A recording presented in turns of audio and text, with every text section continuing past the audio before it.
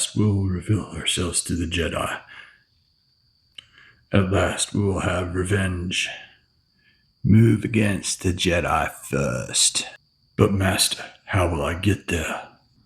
Nice, my master. Before I get into this review, a huge shout out and thank you to Ultramegatronus. He got this while I was away, had it sent to my house. I got back into the U.S., was going to a Target up in Washington State. When I was out in the Pacific Northwest, he said, don't buy this, for this is waiting for me here at home. So thank you again to Ultramegatronus. Check out his channel, guys. Huge thank you again to him. I got this Target exclusive Sith Infiltrator from the Micro Galaxy Squadron series. It's number 152. This always drives me a little crazy, just as much as the rares and the chases. I just don't think they're a necessary thing. Star Wars is so popular, people want to get a hold of these things, and I can't believe that we have another anniversary of a popular franchise. The prequels definitely did something for me. So there's where you can store the Sith speeder of Darth Maul's. You have some S-foils that do angle out. It can seat up to 6 figures, but we never got to see all this action. So this is a nice addition and a bonus to what goes inside the Infiltrator's guts, and your Maul figure will fit into the cockpit there and hunt down Qui-Gon and Obi-Wan on Tatooine. There it is above Tatooine, I guess off to Naboo, because these guys thrusters are going there. Really, really beautiful package. And if you will pause and scan here, you can hopefully add this to your collection. But every Target I've went into since the Washington State in July, they've had these guys readily available. And don't know that I would have been able to purchase it.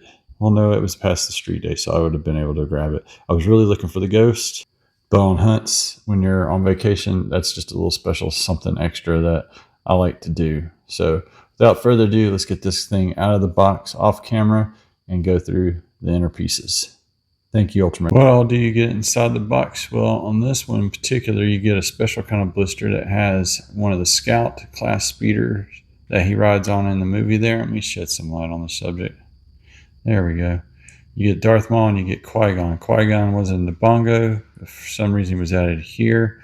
And whenever Inutabi did his, he opened up to find a Qui-Gon, an extra Qui-Gon stuck in there. So he got 2 Qui-Gons for the price of 1. He could actually add it to his bongo and not have to do all that stuff. These things are nicely detailed. We're going to get them out of the box, take a closer look here in a minute. The speeder is just an extra Target exclusive thing. There is some assembly required, but sitting in that captain's chair on Inutabi's was an extra Qui-Gon. So that was kind of a bonus, like I said, for him. I think it never really... start over. This could be his Sith probe that he used to go find them, spy on them on Tatooine before he got out of the ship. So this probably is where he was watching all that and stowed away. And the bottom down here, you do have what looks like it could be an extension and a ramp. It looks like it would come on out. Oh, it does. Check this out, guys. Boom. So there you got a little like ramp there. So when it's sitting and getting ready to deploy the speeder, you got that going on.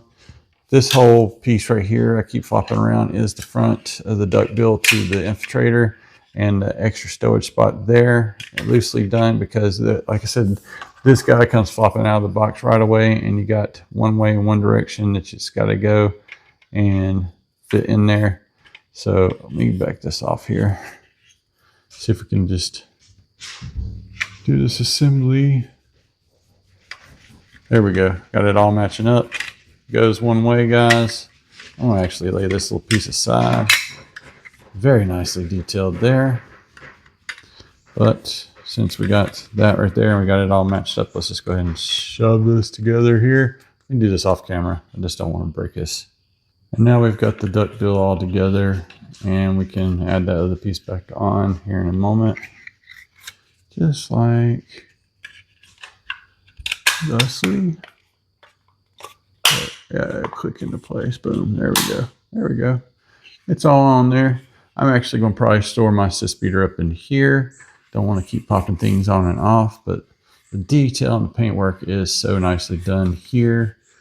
And we'll go ahead and get this closed back up this top. Clear plastic does wear me over time, but even there, you can see very, very nice detailing. So that closes down right there. Well, I said it would. There it goes. Boom. Kind of like, looks like a Trade Federation ship back here. Yeah, the design work on these is just spectacular. I love it. Love that silhouette, as that's how we saw him sitting there on Tatooine, getting ready to go hunt for the Queen per Palp's or Sidious's orders. So there's all that on there. Let me take a spin around and get the port side of this thing. Oh, it does come with a stand for the speeder. And it may not fit in there. It's a bonus if it does fit in there. That way I don't have to keep up with it, but I doubt that it will. So there's that stand that comes with it. Very, very nice. The paint and detail work on these small figures just keeps getting more and more astonishing. Maybe not for Jesus Qui-Gon there, but definitely looking very Darth Maul-y there. On the back side of these, you also have the holograms, which I do like. And we're just going to pop all this stuff on out here. Of note, when you do get the speeder out of the plastic, it is warped, and you probably have to take a hairdryer to straighten the said speeder back out. I don't even know if Darth Maul will be able to sit on it this time around.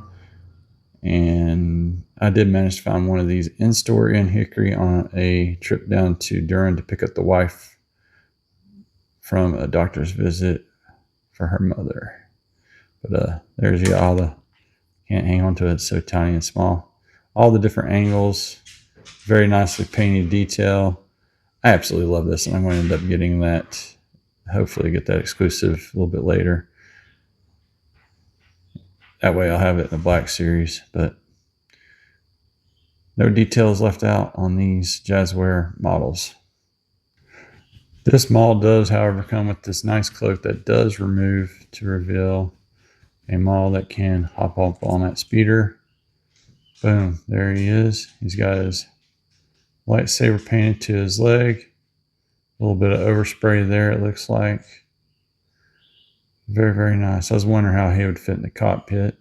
Now I know how, and no one's half the battle kind of thing. And some very Tales of the Jedi what if scenario. He actually did get him to surrender. I don't think he would have been loading him up this way. I think he'd have just been stabbed, left and lay dead on the surface of Tatooine. And I don't think that cloak would have been on. It had been lightsaber out and blah. Still very, very cool that they were able to get this much into this size. Before we make him surrender to him, he does got some paint splatter or something going on his nose there. He's got his lightsaber spray painted onto his side. They only have 2 points articulation. You got the arms that move up together like this and the legs that move together like that. So we're going to get him encapsulated here. Again, I just want to show off the detail work before I close this up one more time. And I am going to try to stick that Sith stand in here. And I don't think it's going to fit, Captain. So out it goes. In goes Darth Maul's Sith speeder up in here, hopefully. Boom, yes, it will do that. And this will shut. And these will shut very scarily.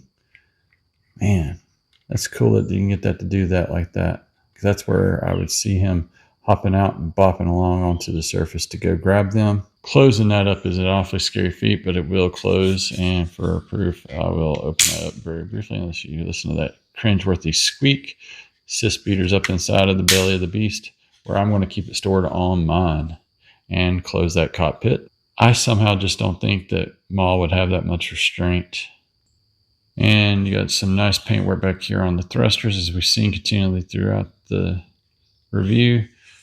This cleans up nicely. That's nice and smooth. All very detailed. Some panel liner, folks.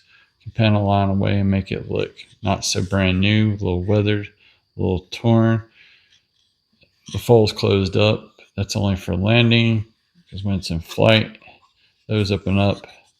And it looks very, very TIE Advance to me, but very, very, very nice. Love the way this looks.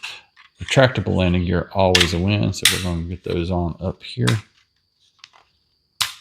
Just like so. Let you look at the belly of the beast, the bottom of the infiltrator, this side of it, this back side one more time, and a top down of everything you get there. And now let's get those S-foils opened. And that's mainly what we saw as it goes into Tatooine, you know, with the S-foils open, cranking down through there. It's kind of like, acts like shields. Looks very, very much like the sign of things to come.